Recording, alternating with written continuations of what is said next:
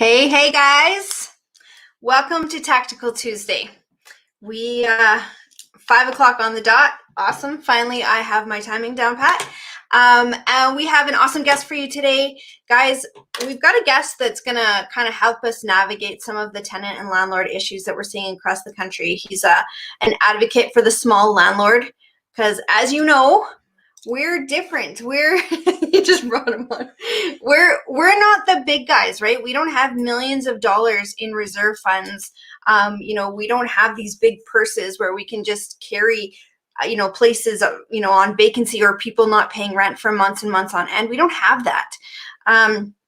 So we've got Tony Miller with us. He is going to help us to navigate some of the things that we're seeing, not just in Ontario. That's his specialty. He's got an Ontario landlords group, but across the country, what can we do to start navigating some of these tougher landlord and tenant boards, Residential Tenancies Act, whatever it's called in your specific area. So jump on and say hi. Let me just bring up the comments here. Right, totally appropriate for Tony. So yeah, dramatic music. I think they're talking about Tony. Okay, I'm gonna bring Tony on right now. There we go. That is dramatic music. That's awesome. That's intense. I was getting my blood was pumping listening. I know. It actually gets me pumped up for real. Yeah.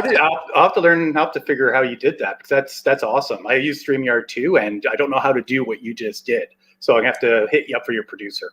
Yeah, I was just gonna say, well, it's not us, it's someone else, but I can give you the name. You seem to always have somebody in the background. You always seem to have like a team member that you can pull on, bring in, to do the social media, to do this. Nin's obviously like amazing. Hey, and so it's pretty cool. It's awesome. Yeah. Anyways, good to see you. Right? As investors, it's all about the team. You're a realtor, you're a mortgage broker, you're, all that stuff. But it's also about the team when you're in business, period. So yeah, look at this. I just want to say hi to hi Adele. I just want to say hi to Corey, because I know he's not around right now, And so hi, Corey. You gonna say hi? He can hear you. Okay, he's saying hi. All right. Hey. Hello. Good to see you, Tony. Good to see you. Hey. So I half expected you to say some smart remark about the Oilers. Yeah. No. Tiff told me you're in mourning. So for those who are watching, the Edmonton Oilers, Corey's team, Tiffany's team, they it's a sad day. It's a sad day. It is. It takes a day or two to recover from it. So I totally get it. So no, I'm just happy to see. I just wanted to say hi. Yeah. Well, thank you for joining us, and enjoy. Have a great time. Okay. Hey, you guys are in Lake Louise? No, we're at home. Oh, okay. We came home. Yeah. Okay. We were just there for a couple of days, did some hiking and stuff. So sweet. So yeah, like you're obviously well known. You've got lots of people saying, "Oh, hey Tony! Oh, hey Tony! Tony knows what he's talking about." And so let's talk about why. Obviously you've been around the investor landscape for a long time. We met many moons ago at different real estate events, and we're kind of those that have been sitting on the sidelines and seen kind of the landscape that has ebbed and flowed and come and gone and changed, and there's another change that's coming that you saw coming a good couple of years ago and started talking about it and saying, hey, wait a second, this stuff is really going to affect us. Truthfully, I didn't jump on that train of thought until it was already here, and it was like, oh yeah, this kind of sucks, but you saw it coming. So let's talk about Ontario in particular, as well as BC, when we've got these provinces that are tough tenant, landlord tenant rules, regulations, legislation. They're great places to invest still though. So what do we do, Tony? Like, how do we still invest in these amazing markets, but yet not lose our shirts over it?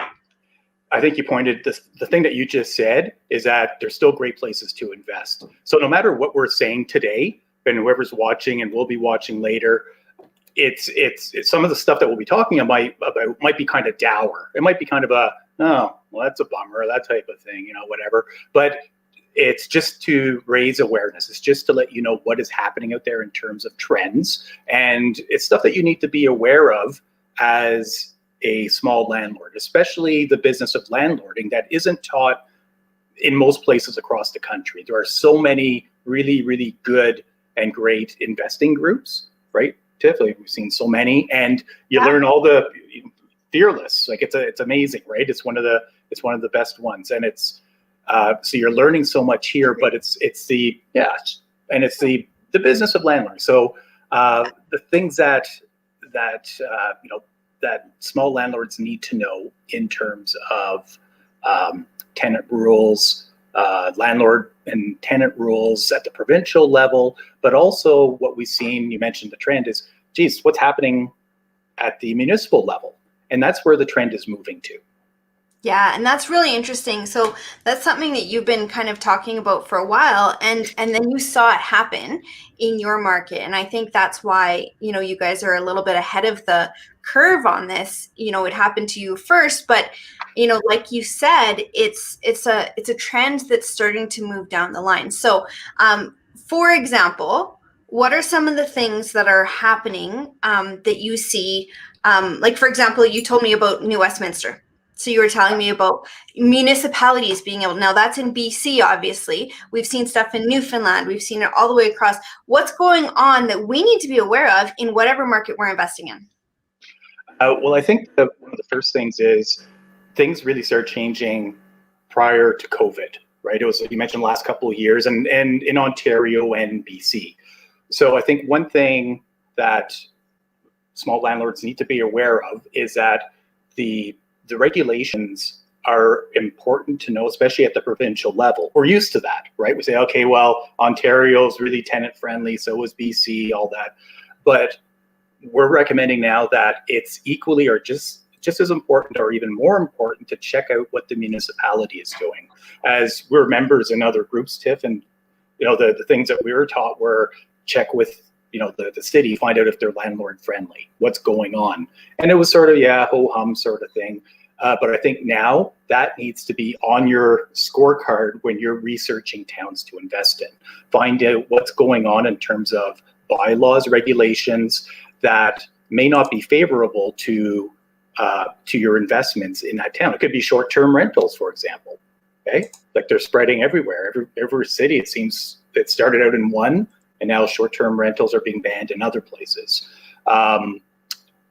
There's just a bunch of different bylaws that are coming down, so it's important to study those and just make sure that you understand what's happening, because it'd be a bummer to buy a property in a city where you want to do something and then find out, oh no, they're going to be introducing this bylaw that's going to restrict that.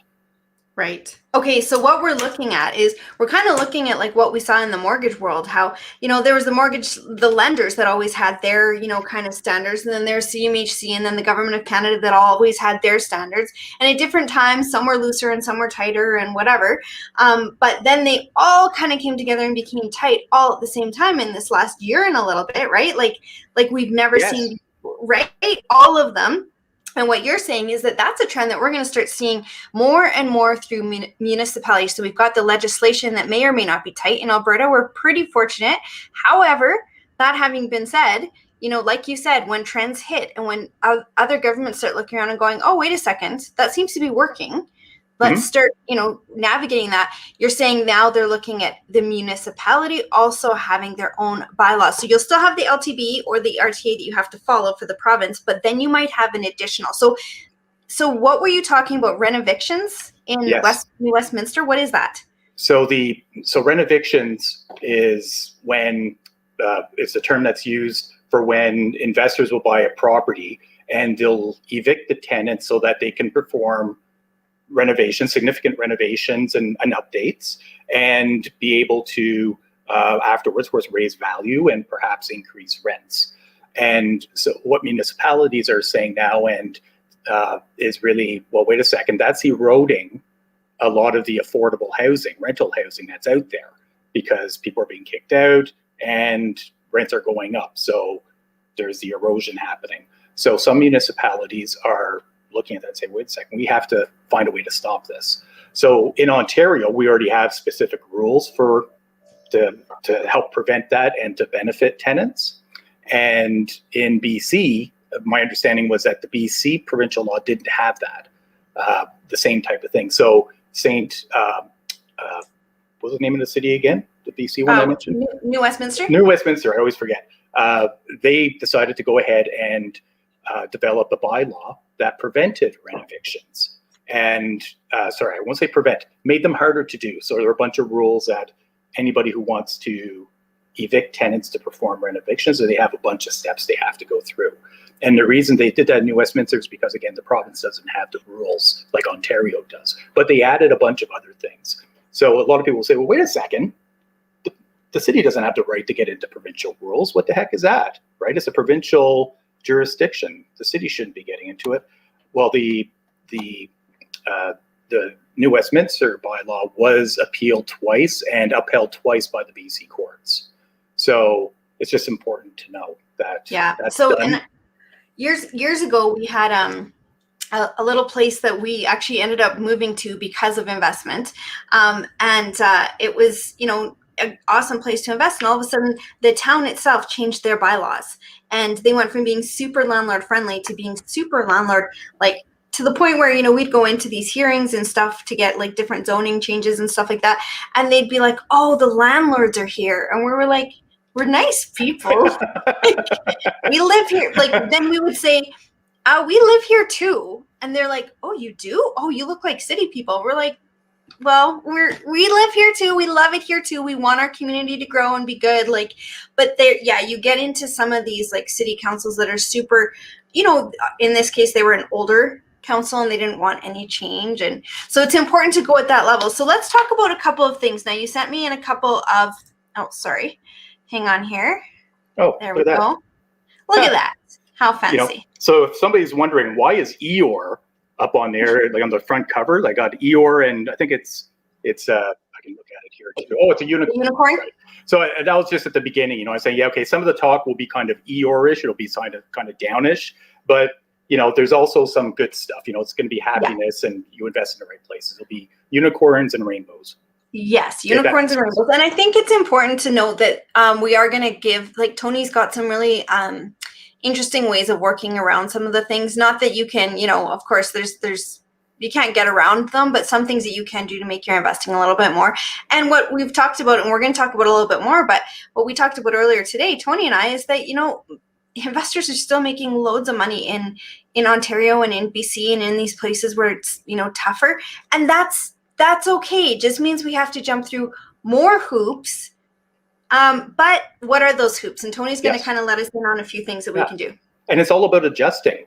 Right? If what you want to do and you get to a town and it doesn't work there, the numbers don't work, the bylaws don't work, whatever it is, then you move somewhere else. That's all I know how to do. And it's important to learn that. So I think this one tip is the rise in tenants and tenant organizing. Right. Okay. So this is a trend also that we've seen, especially in Toronto and definitely in Ottawa, where the tenant activists are out there in their different organizations. You may have heard of Acorn Canada. It could be Keep Your Rent people, the rent strikers. It could be tenant unions are being stood up by tenants in certain buildings. Tenant leadership school to teach tenants how to organize for evictions and how to try to prevent them. That is actually being taught. So there's definitely a rise in tenant organizing, and tenant organizing in itself, it's not a bad thing, right? It's good that they're becoming aware and informed. It's better for everybody if everybody is informed and aware of what's going on and what the rules are. But it's when it crosses that line of, well, you should keep your rent strike, you know, steal the rent. No, we're not going to move out, that type of thing. That's where it gets very, very tricky. Okay, so let's talk about that. So let's be really clear in saying we're not talking about those that can't pay their rent. We're not talking about those that got, you know, lost their jobs or got affected by COVID or any other, you know, a friend of ours just got diagnosed with stage 4 cancer, and she's like, well, there goes my job.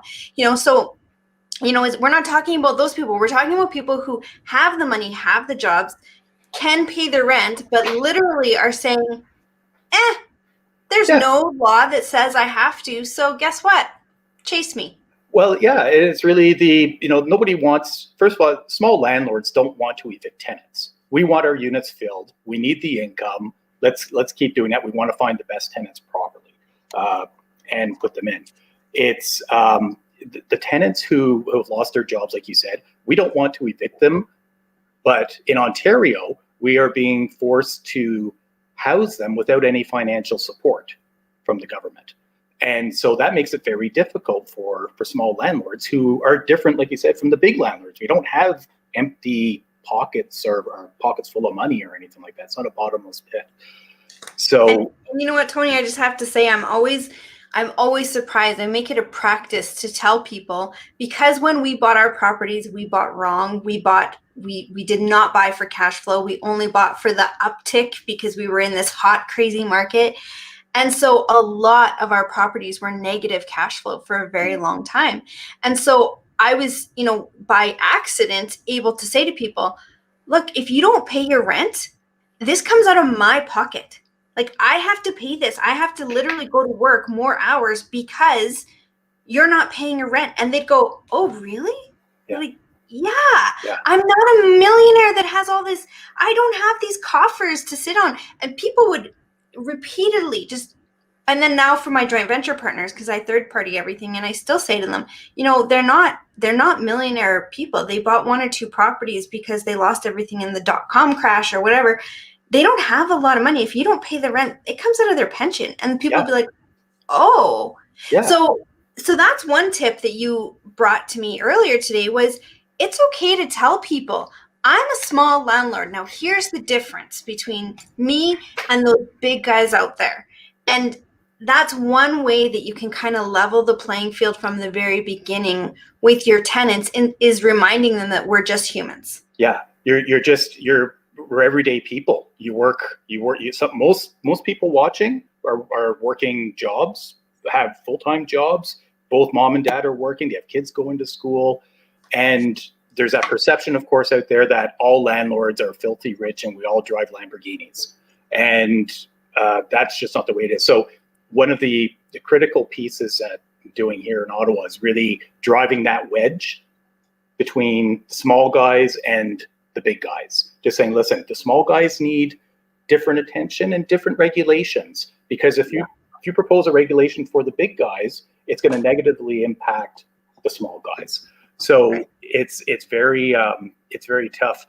And you mentioned something earlier and it just slipped my mind, but it'll come back to me. Okay.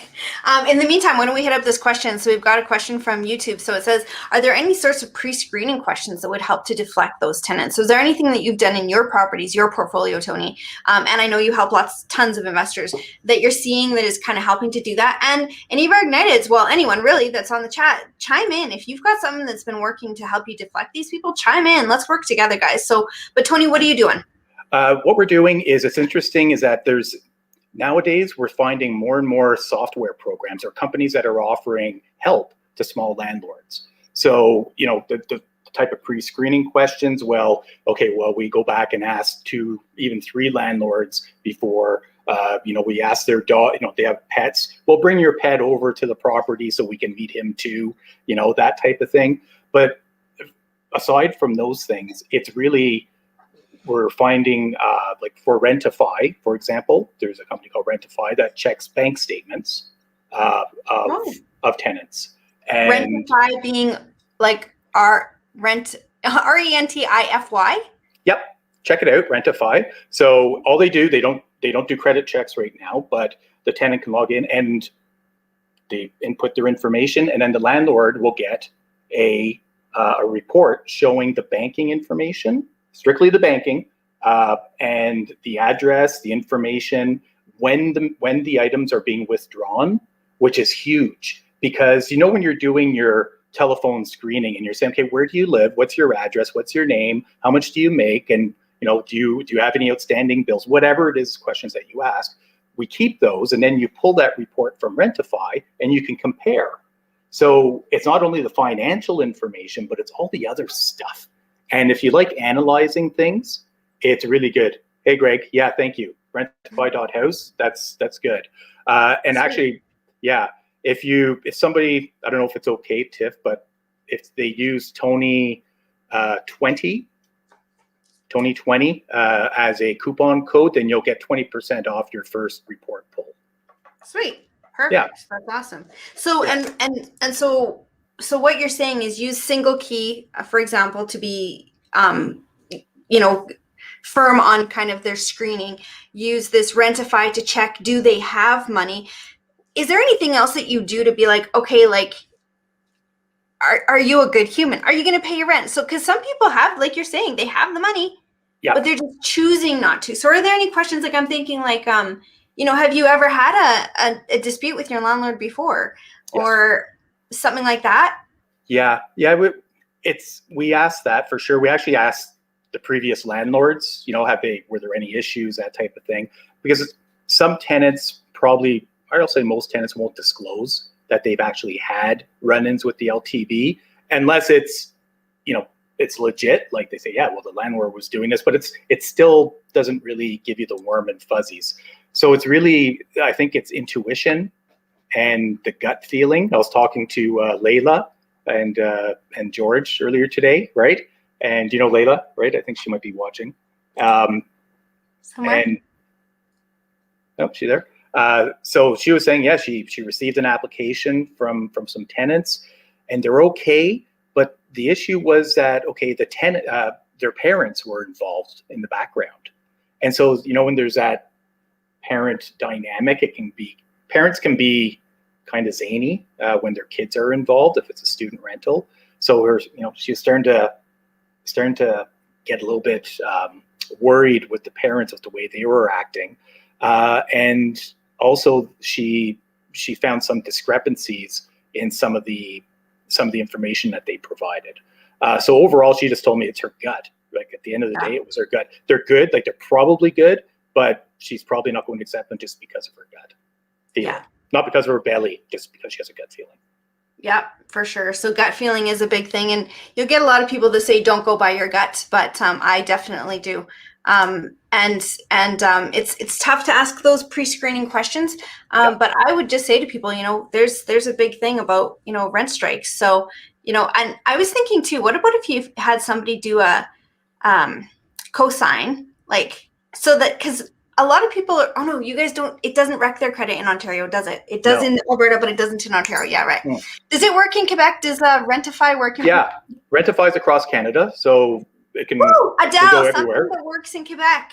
Yes, it's across Canada. And Landlord Credit Bureau is another company, another software that people should really be checking into, because there we go. Thanks, Andrew. It definitely helps tenants because it helps repair their credit, and it actually shows that, they've been making some payments. The information is sent up to Equifax, right, on whatever regular basis it is. And there's a section in LCB where landlords can go in and put in information about tenants, and I believe tenants can also do that for their landlords. So it's a good way to go in and check, right? Okay, I want to rent to this Corey. Oh boy, I don't know if I should. Oh, wait a second, Tiffany. Oh my gosh. Okay, that'll be fine. Yeah. Excellent tenants. Right. Yeah. Okay. So some of the things. So you talked about screening properly using these services. There's lots of services out there, and they are for the small landlord. And we got a question like, so is there a cost? Yeah, there's usually a cost to this, but the $20 here and there versus the cost that it can cost you when a tenant knows that they don't have to pay you for 6 to 9 months. It's absolutely worth it, especially in some of the, places that are a little bit tougher. Yeah. And I think it's, to sort of clarify some things here is that rent strikers, there's a bunch of reasons why tenants who can't afford to pay rent but choose not to, there's different reasons why they do it. And the main reason that we were talking about this afternoon is, in Ontario at least, is because of the Landlord and Tenant Board delays. So, for example, if people aren't familiar, if tenant Tiffany is renting from me, she doesn't pay rent, I fill paperwork and I say, okay, I'm going to apply to the Landlord and Tenant Board to have her evicted for non-payment of rent. I would have to wait as a landlord 9 months to get my hearing, just to get in front of a board. That means 9 months without any type of rental income. So some tenants are being taught that, yep, this is what's going on in Ontario. So go ahead, you don't have to pay your rent. You're not going to be evicted for so long. And some tenants are also being coached that if they are being evicted, legally evicted, they are being taught about cash for keys and how to earn income that way. And it's almost extortion as to what's going on there in some cases. Okay, so let's talk about that. And I know that, there's kind of two sides to this whole cash for keys thing. I go in as seeing it because here's the thing, guys, when, as you know, and you'll hear us talk about this all the time, when we get our emotions involved in investing, which is really hard to do when it's our money and our properties, and our kids' futures, really, we kind of have a different viewpoint sometimes. So I'm not in Ontario. I don't have any properties there. I'm not in BC. I'm not in Newfoundland. So for me, I'm like, you know what? Okay, so cash for keys. So for example, we have, Mike and Julie, like he says, so they had a bad experience here. 8 months, 6 months of non-paid rent, 6 months just for their hearing, $5,000 out of their pocket. But I know Mike and Julie, so, that's terrible, and they're in Ontario. On the other hand, they've also had some awesome experiences with Andre and Sylvie too, where they've taken these properties and they've turned cash for keys. So we're going to talk about that cash for keys. I see it as a tool that some investors are using to be able to pay tenants to leave. They sign an agreement, like you said, and they go. You see it a little bit as we're rewarding bad behavior. But what choice do you have in these markets, right? Yeah, for sure. And I agree with you at the end, right? It's the last resort in many cases. It's the only opportunity that you have as a small landlord to get tenants out. It's either, okay, well, you wait 8 or 9 months. And let's not forget, Tiff, that there's also the backlog. There's the hearings at the LTB where we know there's 9 months just to get a hearing. But then the tenants don't get evicted right there. It's still, the sheriff has to get involved, the courts have to get involved, and with the eviction bans, there's another 4 to 6 weeks delay before anything else can happen. And sometimes it's gone over 2 months. So it's the only choice, right? It's the only option. But yeah, I understand it, but I think it rewards also bad behavior, and it spreads the news further through the tenant atmosphere or realm that, yeah, hey, wait a second, we can get cash for keys. We don't have to move out because the landlords are going to pay us to move out, and we'll only move out at that point. And cash for keys is really, it can be used in different situations. It could be like if you buy a property and want to do some repairs and everything, the tenants may not want to go while you entice them through giving them money. And it doesn't have to be money. It can be something else altogether. And you sign the N11 form, which is an agreement to end a tenancy, and always use a paralegal or a lawyer when you're writing up these forms. Don't get your realtor to do it. Don't get your property manager. I refuse to do them now because it's so, if one small mistake is done and it gets to the LTB and the people at the LTB are reviewing your case and notice that the forms are not completed properly, back to the end of the line, start over, another 9 months. So hire the right people to do the work.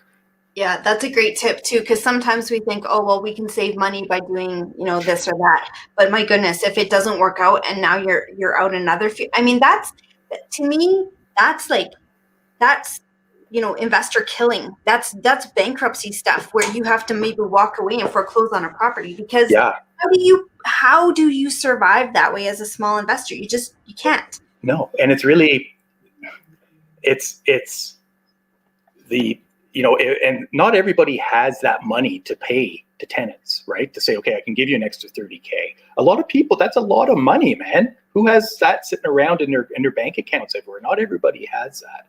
So, my concern is that it's definitely more prevalent now. It does reward the bad behavior. Just as an example, our paralegal processed 51 cash for keys deals in April for tenants, because of tenants who would not move out for showings, sales of property, or whatever it was. 51 in Ontario. And guess how much it costs the landlords? Anywhere between $5,000 and $150,000. So I still understand it's a necessary evil, but like you said, Tiff, if the numbers work, it's the only option you have, then sometimes it makes makes sense to do it. Okay, so far we've talked about a couple of things. For one, be aware of the legislation within your, not only your province now, but now guys, start looking ahead. When you're looking to buy into a municipality, Tony is saying make sure to look ahead and see what, direction they're kind of looking at and going. Okay, so that's, be aware, look at the municipal level. Don't be afraid to tell people, look, I'm a small landlord. If you don't pay for this, I have to. Literally, that comes out of my kids' soccer fund or whatever that might be. So be okay to say, hey, I'm just a person. Cash for keys. Okay, so that's one avenue that you're talking about. I'll just highlight this from Sylvie, and I know, it's cutting us right off, but I know that it's not always the case that it's a good example, but in this case, it says that she says, we had 6 tenants leave with money in their pockets to start fresh in a new building. They've been thanking us for the offer. We get to renovate a building now. And now in that case, it's a great story because they bought this building knowing it, and they had, Sylvie, Andre, Mike, and Julie had known ahead this was going to happen, so they budgeted for it. So what's the lesson? We were talking about this earlier today. What's the lesson there, Tony? Budget for the possibility for cash for keys. Make sure you have enough. You're planning for your closing, for your repairs, your reserve fund, all that stuff, your legal fees. Well, make sure you put aside whatever, an extra 10K, plan for that just in case if you're buying a tenanted property where the tenants choose not to move out and you have to wait 8 or 9 months for a hearing, or you have to pay them to leave, whatever the case is. So yeah, definitely tie that in. So budget for it, plan for it. And I mean, the beauty is, like with Sylvie and Andre's deal, the beauty of it is that they're now, able to up the rents. They're going to cash flow better than they were, and they have beautifully renovated properties with new tenants in. Yeah. So, it did still work out for them numbers wise, but it's easy to get caught up in that. Screw you. You're rude. I don't want to have to do this. It's not fair, yes. Which it's not. But if that's a way around it, then yeah, and you're right. And Sylvie and Andre's, like, that building is going to be awesome. And they knew going in that it was a possibility. They were aware, right? And they had planned for it. So kudos to them. It's going to be such an awesome building, and it's a template to follow for other ones as well, right? They know they've gone through it once, so now they can use it for their next purchase as well. Yeah, exactly. That is the beauty of it. Harry's saying, what's the average cash for keys that is getting paid out? Is there an average? No average. It just depends on situation, tenants, all that stuff. Yeah. Okay. I was going to say too, let me see here. Okay. So when we're doing cash for keys, rules of thumb are we're never going to do it ourselves. We're going to use that N11, but we're going to have a paralegal do it so that we are not getting stuck in, having screwed up and then have to go to the back of the line and be messed up even more, right? Yes. Yep. And make sure it's one thing to, and the paralegal will know this, you agree on the termination of tenancy using the N11 in Ontario, but there's also other paperwork that needs to be filed to the Landlord and Tenant Board, and your paralegal, a qualified paralegal who works with landlords, is who you want to find. Okay, awesome. So there's another thing about record keeping that you brought up earlier that you need to do when you're in this situation. So what's that? Oh gosh, yeah.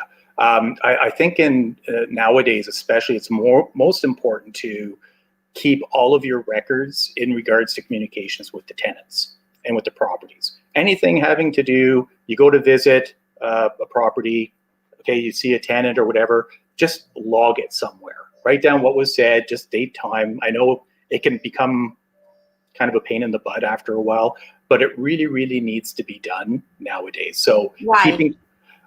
Just in case stuff happens down the road, and if you end up at the LTB, at the Landlord and Tenant Board, for whatever reason, you'll have your documentation ready. You have your evidence, and you have to have your evidence when you go in front of the board.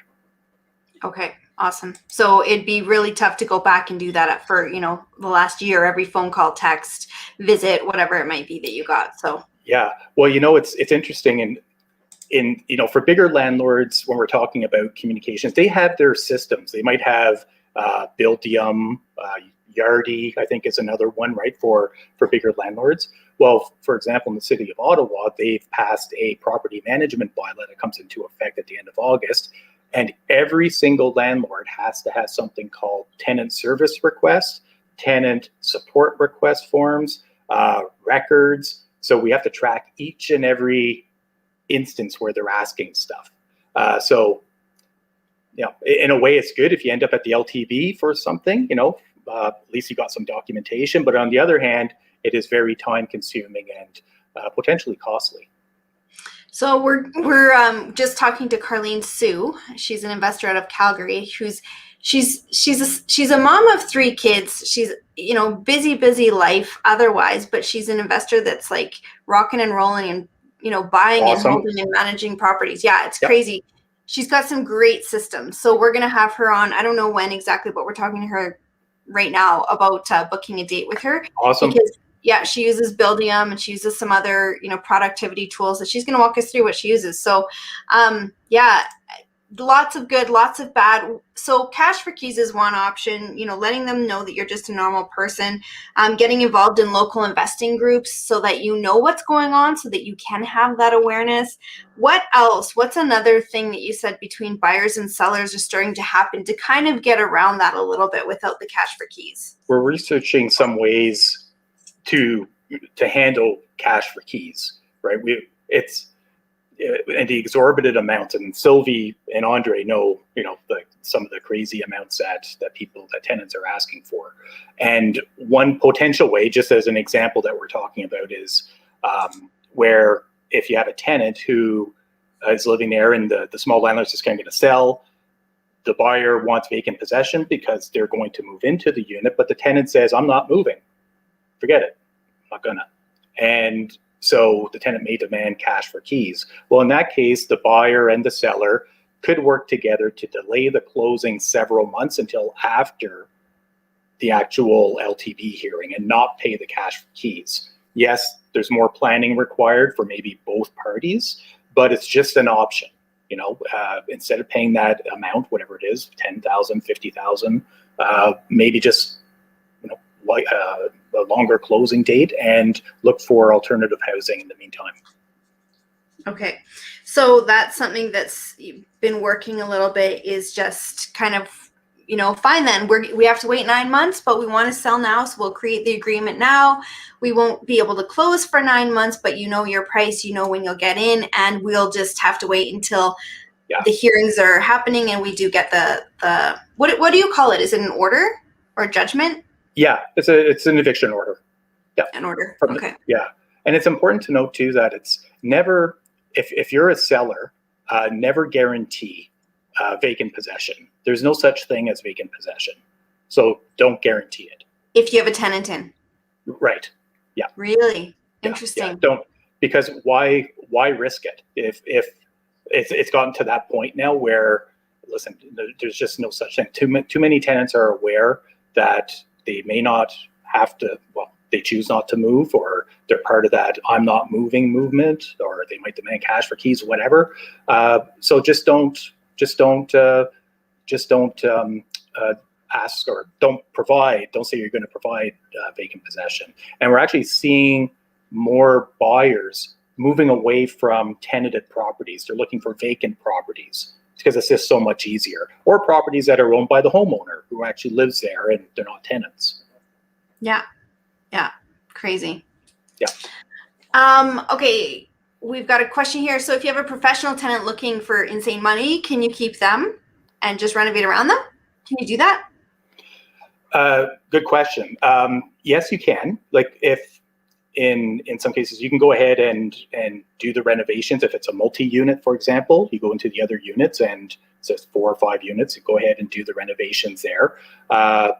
And just wait. The tenant will have to wait. You'll have to wait for the landlord and tenant board hearing. In the meantime, the tenant has to put up with the noise, the construction, all of that stuff, right? That's done according, with COVID protocols and done within the bylaw hours, construction starting at 8 in the morning and stops at 6 p.m., all of that stuff. Then, yeah, you're good to go. It's interesting to note that when we're talking about tenants who won't move out, let's say like in Andre and Sylvie's case, perhaps, is that in Ontario, tenants who are asked to leave because of major repairs and renovations, they are compensated depending on the size of the building. They get 120 days notice. They get right of first refusal back into the unit once it's finished, once the repairs are done. And they get compensation if it's under 3 units or less. I believe they get 1 month's rent in compensation. If it's 5 units or more, it's 3 months rent in compensation.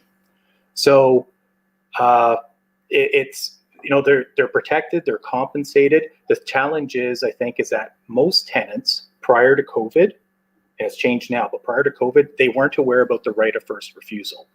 So they just, okay, here's your 1 month rent and 120 days notice, but they weren't aware about the right of first refusal, and they weren't aware that they had to actually ask for it in writing.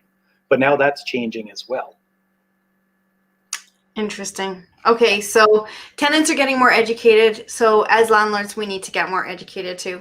Yes. And I'm just putting Sylvie up here because I'm saying, professional tenant. I think it's an Aplex, and I think one of their tenants is holding out on them. So, you've got 7 of them where it's all good, and then you've got, one, but they're managing. So talk about educating yourself. So tell me about OSLA. Now let me just bring, this one up. All right. I don't know if you can see it very well. You see it? Oh, my 53-year-old eyes can't see it, but I have my screen over here so I can speak too. Okay. So give us a quick rundown on what OSLA is. So it's Ottawa Small Landlords Association. You've started this. It's where you can. Is it just for people in Ottawa though? Oh no, it's for people anywhere who want to come in and learn about the business of landlording, like I was talking about. And the reason I started it was because there was a gap. There's the investing groups, they're out there, but where the heck where's how do I screen tenants? Or, okay, we bought the property, we're very excited as usual. Now we're going to normalize it. Now, how do I run the business day to day? What's that about? How do we do that? And so it's teaching people how to do that. And in OSLA, we decided, I think there was a lot of interest in what's happening in regulations. And I know that in Ottawa, and just for this, Tiffany, just for example, in Ottawa and the province, over the last 14 months, there have been 11 different rental housing regulations that have been studied or implemented. 11. It's crazy. In 14 months. In 14 months. So we need to be aware of those and help people understand what the implications are of them. And so in terms of, you may be aware of JVs. I don't know if you heard about joint ventures before, Tiff. I'm not sure. I don't know, maybe. No? So in OSLA land, it's about 85% the business of landlording and 15% of investing stuff. We talk about what's happening in the market, the sales, the fundamentals of the economic fundamentals of Ottawa, what's happening, and in the surrounding area. I think I mentioned, we're a lobby group, do some small landlord education and support. So we have lots of meetings. Okay. Do you? Geez. Well, yeah. I think so far this month, in the group, probably 3 already, and I know you do them weekly, right? Tactical Tuesday, and just so much value there. But to bringing the people in and having those chats, it can be, it's a lot of effort. And the speakers are what make it, right? In the end, is people come in. When you guys came to Ottawa and talked, that was crazy. That was fun. That was fun. That was so crazy. Fun. That pizza, man, was so good. I'm starving now too. I still didn't get a piece. You didn't get one? Corey. No. I talk too much. That's the problem.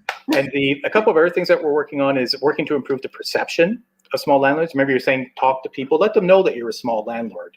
And we have a definition of what a small landlord is, and I can share that with you I'll send it later on, and feel free to share it if you like. Okay.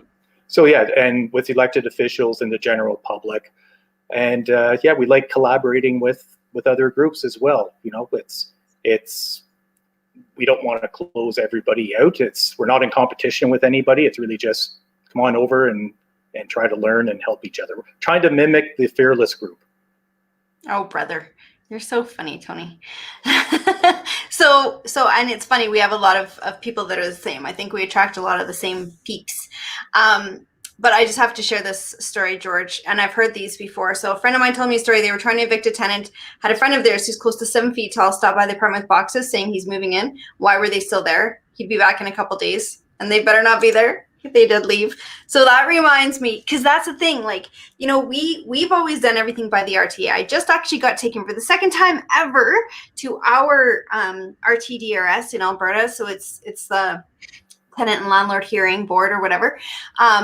And I got taken there, and it actually really was stressing me out. I know I do everything by exactly how I should, and of course it got dismissed, but they were like suing for $3,400, and it was just ridiculous. But anyways, I thought to myself, you know, there was this old farmer when we first started investing, and we met him at an event, and he says, well, you know, if you need them out, just, you know, take off their front door. And I said, well, I don't think you can do that. And he's like, well, I did.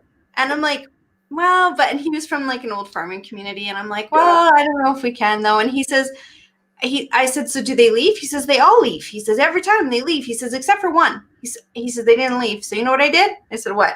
He says, well, I went back the next day and I dropped a whole dump truck full of pig manure on their front lawn. Oh, no. Yeah. And he said, they left. I'm like, he's like, just do, you know, take it into your own hands. I'm like, well, you know, maybe an old farmer can do that. We can't do that. We have to live by these, you know, regulations, whether we like them or not, whether they're easy or not, whether they're whatever. We have to. So here are some ways, you know, that you've brought us this cash for keys, using a paralegal for the N11s, letting people know that you're a small landlord, you know, making yourself aware of what areas you're investing in, what not only the provincial rules are, but now the municipal rules. Start looking ahead for that and seeing that as a coming trend. Record all of your conversations, your text messages, your emails, any visits that you've had. You know, do a longer closing if you need to. So, you know, if you're wanting to sell a property that's tenanted, so that you can wait for that hearing to be done. Lots of good stuff that you're already, you know, leaving with us. So thank you for that. Anything else that we should think about? I just think you covered it all. It's really just being aware of what's coming down the pipe. There are lobby groups at the provincial level in Ontario that are lobbying for municipalities to have more power when it comes to rental housing. So that's happening. So just be aware that that's happening. And by all means, try not to take things into your own hands when dealing with tenants. In Ontario, we're seeing that happen just because there's no other option. You know, small landlords feel there's nothing, there's no legal recourse for them, so they're taking action into their own hands. And another action that they're doing, Tiff, is that they're keeping some amenities out. So if properties the units that they would rent with washer, dryer, air conditioning, all appliances, and that's really normal for Ottawa. But I've seen now people who are saying, forget it, I'm taking out the appliances and the tenants can bring in their own. Interesting. So it's kind of changing the whole landscape, hey? Yeah, that's like that's an outlier. It's not common yet, but it's the longer this goes with the LTV, the more we'll see of that. Well, and that's again a detriment to the renters. So that's Anyways, what do you do, right? Yep. Okay. Thanks for all your insights. Hey, great seeing you, eh? Yeah, as always. I know. My buddy Tony. Yes. And thanks, Michael. Yeah, it's great seeing you guys. And thanks, Corey. Good seeing everybody. And we'll chat soon. Yeah. Okay. Just sorry. How did they get a hold of you? How do we find you? Just check OSLA Facebook group. I guess is probably the best way. OSLA. Yeah, Ottawa Small perfect. Landlord Association, and join the group if you're interested. Awesome. Okay. All right. Thanks, bud. We'll talk See to you guys. soon. Okay, bye. So yeah. Oh, actually, just wait before you guys go. Next week we've got George Duby and Peter Catini from the. They are real estate investor accountants, so they are focused, and we are going to ask them all our tough questions. So you'll see a questionnaire over the next week in Fearless, and you can throw in your questions, and we'll hit them up. So be on live. They're investor-focused accountants that are going to be here to answer your questions for free. So, right? Yeah, they're the best in good Canada, guy. and yeah, for sure. And make sure you bring there's some oatmeal. Peter's got to have his oatmeal. Does he? Oh, I didn't know that. I didn't. Yeah. I know about the scotch. That much I knew. I didn't know about the oatmeal. Yeah. Different story. Okay, guys, have a great week, and we'll see you guys next week for Tactical Tuesday. Oh, and last thing, we're having boot camp. Sorry, we have boot camp date July 9th and 10th. Finally booked next boot camp date. So we'll leave you guys with that, and we'll see y'all next week. Amazing. Bye. Cheers.